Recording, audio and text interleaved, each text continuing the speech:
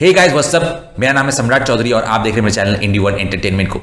तो जो लोग रशियन 6000 ये सब गंदे मीम शेयर करते हैं और रशियंस के खिलाफ ये सब करते हैं, आज वही लोग, उन्हीं लोगों के क्रिएशन ने काफ़ी सारे इंडियंस की जान बचाई है। डेफिनेटली हमारे होम ग्रोन आकाश मिसाइल डिफेंस सिस्टम और भी इंडिया की जो सिस्टम है वो भी काफ़ी काम आया है। लेकिन S-400 इतनी इफेक्टिव तरीके से, जो बड़े बड़े मिसाइल्स होते हैं उनको रोकने में S-400 का अहम भूमिका था। और S-400 रशियन है, तो कुछ लोग बोल रहे हैं कि भाई इंडिया ने तो खरीदा है पैसे देके। तो ज़रूरी नहीं है, रशियंस कुछ गिने चुने देश को ही, जो अपने एलाइज या फिर फ्रेंड्स मानते हैं, उन्हीं को बेचा है। ज़रूरी नहीं है कि कोई भी पैसा देने से रशिया S-400 बेच नहीं देगा उसको। तो इंडिया की जो ये एक एडवांटेज, एक जो स्पेशल रिलेशन था रशिया का, वो एक की फैक्टर था कि रशिया ने इंडिया को S-400 बेचा। और इवन S-500 बेचने की भी बहुत पहले से रशिया ने ऑफर दिया था इंडिया को, जो रशिया ने चाइना को भी नहीं दिया था। तो ये सिर्फ पैसे का मामला नहीं है, बहुत कुछ दूसरी चीज़ भी जो है वो भी मायने रखता है, एक अच्छा रिलेशनशिप भी मायने रखता है। तो ओवरऑल जो है बहुत ज़रूरी है कि अब इन जो ये लोग हैं जो कि रशियंस को लेकर ऐसे गंदे मीम्स बनाते हैं, उनको थोड़ा अकल आए और जिस देश ने इतने सारे इंडियंस की जान बचाई है उस देश के लोग को थोड़ा रिस्पेक्ट से ट्रीट करे। तो एनीवे, चलिए आज का जो वीडियो है ये एक रशियन रिपोर्टिंग है, जहां पे एक रशियन ने बोला है कि क्यों इंडिया टॉप सुपर पावर बनेगा, सबको पीछे छोड़ देगा और इंडिया नंबर 1 बनेगा। ये एक रशियन का कहना है। और लोग कुछ सिर्फ ब्लॉगर्स के वीडियो को देखते हैं, लेकिन ये जो वीडियोस है यहाँ पे भी काफ़ी अच्छे व्यूज़ है, काफ़ी सारे रशियंस देखते हैं, कमेंट्स करते हैं। बट ये वीडियोस के बारे में ज़्यादातर इंडियंस को नहीं पता है, लेकिन ऐसे बहुत सारे पॉजिटिव वीडियोस भी रशियंस बनाते हैं। हाँ, व्लॉगर्स जो है वो गंदा इंडिया दिखा देने से उनको व्यूज़ ज़्यादा मिलता है, तो वो काफ़ी सारे व्लॉगर्स बनाते भी हैं। लेकिन ऐसे भी बहुत सारे व्लॉगर्स हैं जो कि बहुत ही अच्छा इमेज दिखाता है इंडिया का, बट समहाउ यूट्यूब एल्गोरिदम जो है और ये पाकिस्तानी बॉट्स जो है ये सब वीडियोस को वायरल नहीं करते हैं, तो उनको ज़्यादा रीच नहीं मिल पाता है। बट मुझे पता है कि जितने नेगेटिव है उतने ही पॉजिटिव क्रिएटर्स भी है रशिया में, जो कि इंडिया को लेकर बहुत पॉजिटिव न्यूज़ दिखाते हैं। और आज का न्यूज़ जो है वो भी उन्हीं में से एक है। तो चलिए वीडियो शुरू करते हैं।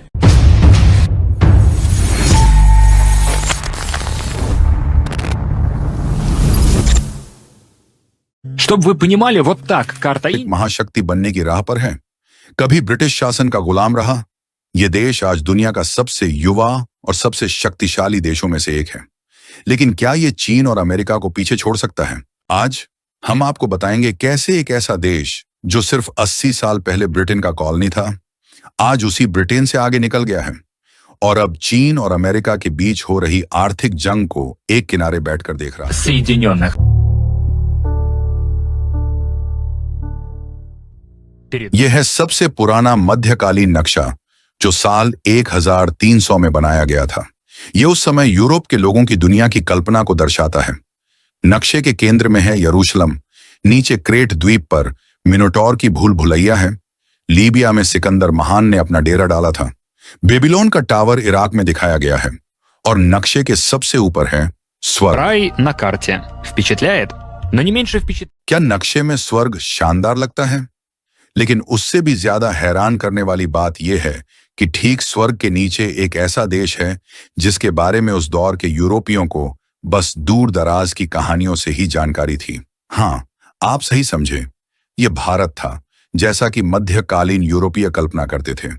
इन कल्पनाओं की सच्चाई की पड़ताल की पुर्तगाली खोजी वास्को डी गामा ने की, जो 1498 भारत पहुंचे। Ответ очень... सबसे पहले बात करते हैं भारत के भूगोल की। भारत एशिया के बीचों बीच बसा है, व्यापारिक रास्तों के चौराहे पर। हालांकि ये अफगानिस्तान की तरह महाद्वीप के बीच में नहीं, बल्कि समंदर से घिरा हुआ है। इसी वजह से प्राचीन समय में ही भारत एशिया का सबसे बड़ा बाजार बन गया था। यह सिल्क रूट का अहम हिस्सा था, जहां दुनिया भर के व्यापारी व्यापार करने आते थे। А давайте, корона запретит другим купцам торговать в Азии. Европейцы, местные жители ничего не заподозрят. भारत से आने वाले मसालों ने खाने को एक नया और अनोखा स्वाद दिया और लोग उस स्वाद के लिए काफी पैसे देने को तैयार थे। इसलिए हैरानी की बात नहीं कि एक ही व्यापारिक जहाज यूरोपीय व्यापारियों को 400% तक का मुनाफा दिला देता था। उदाहरण के लिए, मान लीजिए आप आज अपने दोस्त को 10,000 रुपए देते हैं कार वॉश खोलने के लिए और 1 साल बाद वो आपको 50,000 रुपए लौटा देता है। आखिर महारानी के कीमती नागरिकों की जिंदगियां क्यों जाया की जाए और उन्हें किसी दूर देश में सेवा के लिए क्यों भेजा जाए जब भारत में लोग मौजूद हैं। ब्रिटिश सेना में काम करना उस दौर के भारतीयों के लिए गरीबी से निकलने का एक सुनहरा मौका माना जाता था। इसीलिए ऐसे लोगों की कोई कमी नहीं थी जो इसमें सेवा करने को तैयार हों। और नतीजा यह हुआ कि कहीं जोर जबरदस्ती से तो कहीं चालाकी से, कुछ इलाकों पर सीधे नियंत्रण के जरिए और कुछ को संधि या स्थानीय शासकों के माध्यम से नियंत्रित करके ब्रिटेन ने 1858 तक भारत को अपने राज यानी ब्रिटिश शासन वाले क्षेत्र में बदल दिया। और यह सब संभव हो पाया एक छोटे से ब्रिटिश स्टार्टअप की वजह से, जिसका नाम था ईस्ट इंडिया कंपनी। भारत को अपनी कॉलोनी बनाकर ब्रिटेन ने उसे दूसरे देशों से व्यापार करने से रोक दिया और भारत को अपने कपड़ा कारखानों के लिए कपास का एकमात्र सप्लायर बना दिया। Если перед вами अगर आप दुनिया की किसी भी भीड़ में से 6 लोगों को चुने तो उनमें से एक भारतीय हो सकता है और वो शायद 25 साल से कम उम्र का होगा। भारत की यही युवा आबादी उसकी सबसे बड़ी ताकत है। जब चीन, जापान और यूरोपीय देश बुजुर्ग हो रहे हैं, वही भारत के लोग ज्यादातर जवान और ऊर्जा से भरपूर हैं। 9. मध्यकाल में भारत व्यापार का केंद्र था। सोना, मसाले और कपड़े इतने मशहूर थे कि वास्को डी गामा जैसे खोजी भारत तक आ पहुंचे। Было в избытке. लेकिन 1600 ईस्वी में ईस्ट इंडिया कंपनी व्यापार के बहाने आई और धीरे धीरे भारत पर कब्जा करने लगी। 1858 भारत पूरी तरह ब्रिटिश कॉलोनी बन चुका था। На рубеже веков 1857 का सिपाही विद्रोह आजादी की पहली चिंगारी था, जिसने बाद में पूरे स्वतंत्रता आंदोलन को जन्म दिया। महात्मा गांधी के नेतृत्व में नमक सत्याग्रह और असहयोग आंदोलन जैसे आंदोलनों ने ब्रिटिश शासन की नींव हिला दी। लाखों भारतीयों ने अवैध रूप से नमक बनाना और बेचना शुरू कर दिया, ब्रिटिश सामानों का बहिष्कार किया और बड़ी संख्या में टैक्स देना बंद कर दिया। इस तरह ब्रिटिश औपनिवेशिक व्यवस्था में एक और दरार दिखाई दी। इस घटना के बाद गांधी जी को लंदन बुलाया गया एक राउंड टेबल सम्मेलन में हिस्सा लेने के लिए। गांधी जी की यह लंदन यात्रा किसी ठोस नतीजे पर नहीं पहुंची, क्योंकि ब्रिटेन भारत को आजाद करने के मूड में नहीं था और यह संघर्ष चलता रहा दूसरे विश्व युद्ध के अंत तक। Война истощила империю, и содержать огромную армию для поддержания порядка в Индии Британия больше не могла себе. 1947 में भारत को आजादी मिली, लेकिन बंटवारे का गहरा जख्म लेकर। Вот какая. आजादी के बाद भारत ने सोवियत मॉडल अपनाया। देश की अर्थव्यवस्था योजना बनाई गई, बड़े बड़े डैम बनाए गए, स्वास्थ्य प्रणाली बनाई गई, लेकिन नौकरशाही और भ्रष्टाचार ने निजी व्यवसायों को बढ़ने नहीं दिया। 1991 में जब भारत के पास सिर्फ 2 हफ्ते का विदेशी मुद्रा भंडार बचा था, तब IMF से मदद ली गई। इसके बाद भारत ने इंडस्ट्रियल डेवलपमेंट की राह पकड़ी, कारखाने और बिजली घर बनाए गए, नई खदानें खोली गईं। और जाहिर है, इससे मिट्टी की सेहत या हवा की साफ सफाई को कौन पूछ रहा था। यहां तो इंडस्ट्रियल बूम चल रहा था, देश की अर्थव्यवस्था को फिर से खड़ा करना था। लेकिन किसी भी इंडस्ट्रियल ग्रोथ के लिए जरूरत होती है ढेर सारी बिजली की। कोयला जलाने वाले थर्मल पावर प्लांट सबसे तेज और सस्ते माने जाते हैं। और अच्छी बात यह है कि भारत के पास कोयले का भरपूर भंडार है।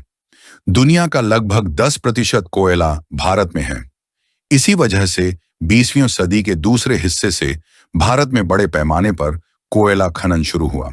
लेकिन ज्यादातर खदानें और खनन स्थल जैसे थे वैसे ही छोड़ दिए गए, खुले और अनियंत्रित। ना उन्हें भरा गया, ना पुनर्स्थापित किया गया। कचरा भी साफ नहीं किया गया, जिससे वहां की मिट्टी खराब होने लगी और पेड़ पौधे मरने लगे। आज भी कुछ भारतीय खदानों की तस्वीरें किसी और ग्रह के जैसे लगती हैं।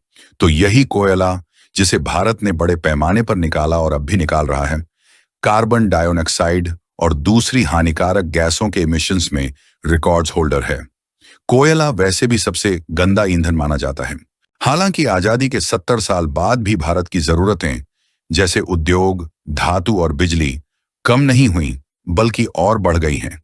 आज भी भारत की लगभग 45% बिजली कोयला जलाकर ही बनाई जाती है और 25% तेल से। यानी कुल मिलाकर भारत की 75% बिजली अब भी कोयले से आती है। और हाँ, इस मामले में चीन की हालत भी कुछ बेहतर नहीं है। 1950 के दशक में बने IIT और अंग्रेजी माध्यम की शिक्षा ने भारत को IT क्रांति के लिए तैयार किया। 1990 के बाद जैसे ही इंटरनेट और आउटसोर्सिंग का द्वार आया, भारत पूरी दुनिया का बैक ऑफिस बन गया। आज गूगल, माइक्रोसॉफ्ट, अडोबी जैसी कंपनियों के सीईओ भारतीय हैं। Make in India. Делайте в Индии. 2014 में शुरू हुई मेक इन इंडिया योजना ने भारत को दुनिया का तीसरा सबसे बड़ा स्टार्टअप हब बना दिया। महामारी के दौरान भारत ने खुद की वैक्सीन बनाई और करोड़ों लोगों की जान बचाई। आज दुनिया के हर दूसरे वैक्सीन की शीशी पर लिखा है मेड इन इंडिया। इस समय भारत दुनिया में अरबपति की संख्या के मामले में तीसरे नंबर पर है, अमेरिका और चीन के बाद। साल 2024 तक भारत में कुल 271 अरबपति थे। По загрязненности воздуха. चीन ने विदेशी निवेश अपनाया और अब अपनी कारें बनाता है। भारत अभी भी सुजुकी जैसे विदेशी ब्रांड्स पर निर्भर है, लेकिन अब एप्पल, माइक्रोसॉफ्ट जैसी कंपनियां चीन से निकलकर भारत में निवेश कर रही हैं। Космические रакеты и спутники к Марсу взращивают तो क्या भारत अगली वैश्विक महाशक्ति बनेगा? भारत की युवा आबादी, टेक्नोलॉजी में पकड़ और रणनीतिक सोच उसे एक मजबूत दावेदार बनाते हैं। लेकिन जब तक सामाजिक सुधार और सबको साथ लेकर चलने वाली विकास नीति नहीं अपनाई जाती, ये सपना अधूरा रह सकता है। आपका क्या मानना है? क्या भारत अगले 20 सालों में दुनिया की नंबर 1 अर्थव्यवस्था बन पाएगा या चीन और अमेरिका इसे रोक लेंगे? कमेंट्स में बताएं और वीडियो को लाइक और शेयर करना ना भूलें।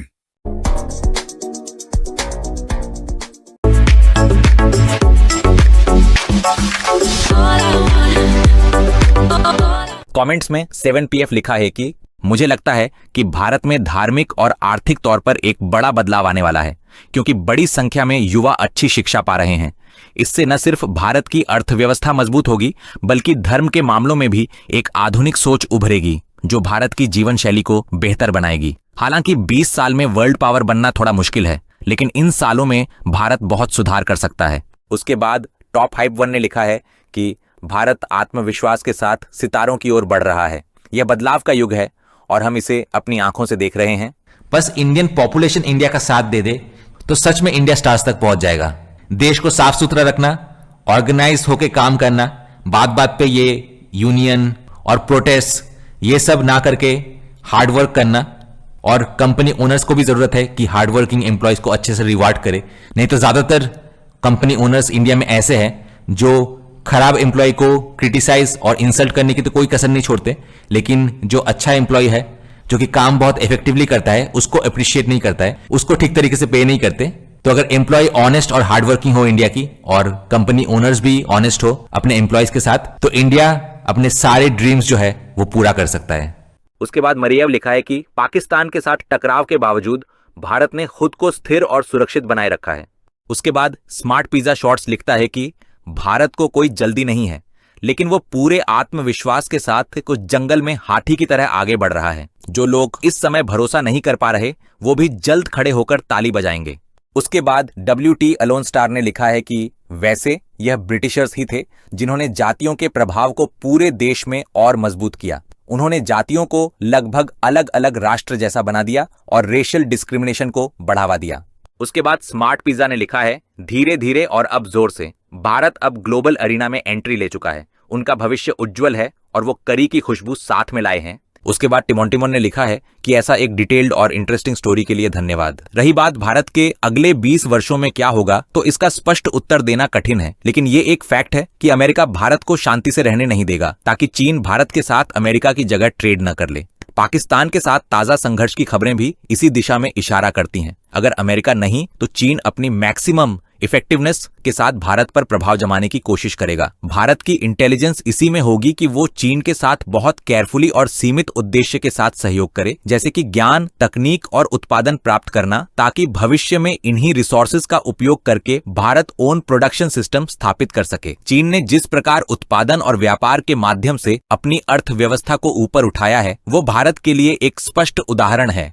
जिसके रिप्लाई में मैंने लिखा है कि चाइना कुछ फैंसी चीजें जरूर बना सकता है, लेकिन इंडिया जो भी चीज बनाता है वो सॉलिड बनाता है। रिसेंटली इंडिया पाकिस्तान के बीच जो वॉर हुआ, उससे ये साफ पता चलता है कि इंडिया जो चीज बनाता है वो कितना ज्यादा इफेक्टिव है, और जो चाइना जो बनाता है वो दिखने में तो फैंसी होता है, बट काम का कुछ नहीं होता है। तो चाइना से टेक्नोलॉजिकली खास हमें सीखने की कोई जरूरत नहीं है। जो इंडिया खुद से कर रहा है वो बेटर होता है। एट द एंड चाइना बहुत पहले कुछ टेक्नोलॉजी डेवलप कर सकता है, बट इंडिया जब वो चीज बनाता है तो वो मोर रिलायबल होता है, और दिखने में फैंसी कम हो सकता है, but at the end of the day वो काम में ज्यादा आता है। अगर चाइना से इंडिया को कुछ सीखने की जरूरत है वो है कि ये सिकुलर का जो रोग है उसको कैसे ट्रीट किया जाए, और जिस तरीके से चाइना पीसफुल कम्युनिटी से डील करता है वो इंडिया को जरूर सीखना चाहिए कि किस तरीके से पीसफुल कम्युनिटी से डील किया जाता है, जिससे देश का आधा प्रॉब्लम तो यूं ही सॉल्व हो जाता है। उसके बाद टोजी फुशिगुरो ने लिखा है कि भारत की अर्थव्यवस्था बहुत तेजी से बढ़ रही है, 2020 के बाद भारत में निवेश करना जरूरी था। उसके बाद ट्रूअड्रू ने लिखा है कि भारत अगली महाशक्ति बनेगा, यह सिर्फ समय की बात है। उसके बाद निक्टो स्ट्रानिक ने लिखा है किसी देश को इकोनॉमिक साइड से समझना बहुत इंटरेस्टिंग है, इससे पूरा देश हर दिशा से नजर आता है। उसके बाद ड्रैगन ने लिखा है भारत को चीन की जगह लेनी चाहिए क्योंकि प्राचीन समय से ही दोनों देश आर्थिक महाशक्ति रहे हैं, भारत को बस अपना पुराना पद फिर से हासिल करना है। उसके बाद एर्डेम ने लिखा है कि हाँ, भारत में कुछ समस्याएं हैं लेकिन उसमें हल करने की इच्छा भी है। अगर ये समस्याएं हल हो गईं तो भारत सुपर पावर बन सकता है, और अगर आप देखें कि भारत 10 साल पहले कैसा था तो उसका सुपर पावर बनना आश्चर्यजनक नहीं होगा। उसके बाद टीचर ने लिखा है कि भारत को अपनी नीतियां बदलनी होंगी और भारत में गरीबों की संख्या 30 से 40% से कम करनी होगी अगर वे अच्छा जीवन जीना चाहते हैं। यह बहुत अच्छी बात है कि वे अंतरिक्ष में जा रहे हैं, प्रोग्रामिंग और मेडिसिन बड़े पैमाने पर सीख रहे हैं। उसके बाद लिलियू ने लिखा है दिलचस्प है कि भारतीय बच्चे 3 साल की उम्र से गणित पढ़ना शुरू करते हैं, अलजेब्रा नहीं, और उनके पास बहुत सारे प्रोग्रामर हैं। उसके बाद मारिया मार्टिनोवा ने लिखा है मैं एशिया में रहता हूं और मेरे कई भारतीय दोस्त भी हैं। मैं देख रहा हूं कि अच्छी कमाई करने वाले युवा बढ़ रहे हैं, वे भी बहुत यात्रा करते हैं। यह सब जानकर लगता है कि इकोनॉमिक ग्रोथ जारी रहना संभव है। उसके बाद स्पार्क फैक्ट ने लिखा है वसुधैव कुटुंबकम, दुनिया एक परिवार है। उसके बाद लियाक्संदर 10 ने लिखा है आगे बढ़ो भारत, भविष्य तुम्हारा है। आखिर में आइगोरो लेनिकॉफ ने लिखा है कि मेरे लिए लोकतांत्रिक भारत कम्युनिस्ट चीन से बेहतर है